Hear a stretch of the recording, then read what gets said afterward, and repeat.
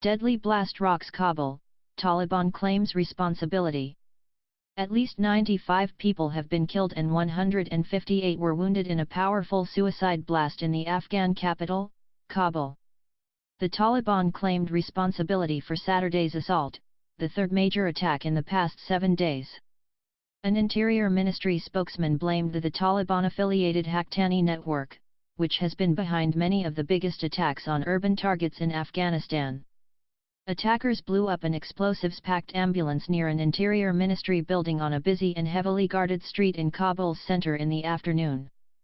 The Jamhuriyat Hospital, government offices, businesses, and a school are close to the site of the blast. Ahmed Naeed, a witness, told Al Jazeera the attack took place between 2 checkpoints. There were many dead bodies and blood everywhere, he said. People were crying and screaming and running away.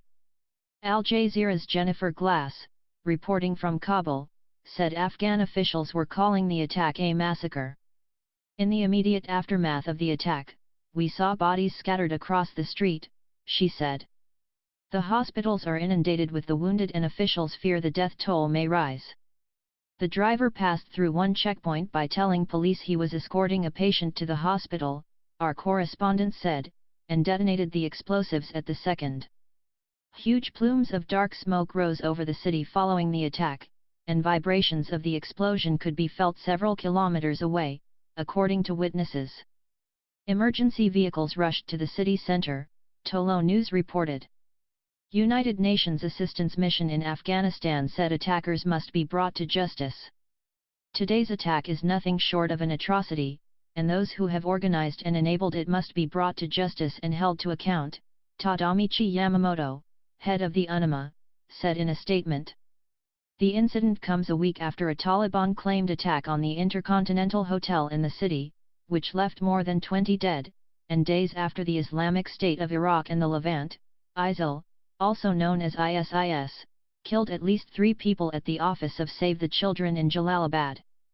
Commenting on Saturday's bomb blast, Dayan Panik, coordinator at a hospital run by the emergency NGO, said, "It's a massacre." The organization tweeted a photo of a makeshift medical ward, where patients were being attended to on the floor. At least 7 people were dead on arrival, emergency said.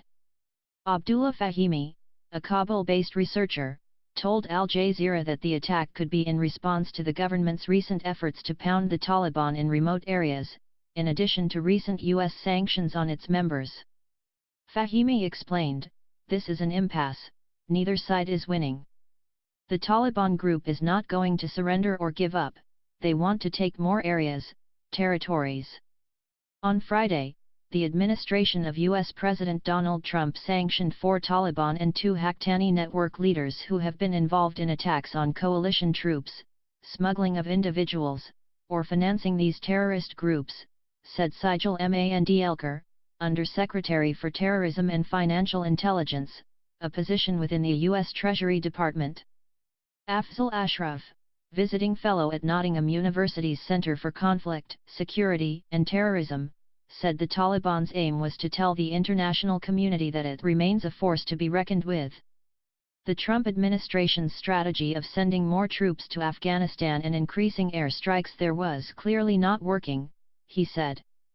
The solution has to be political, he said, adding, "And I'm afraid the same amount of effort hasn't been put into providing a political solution, while politicians tasked with delivering a more attractive form of government in Afghanistan than the Taliban haven't been able to provide that counterbalance.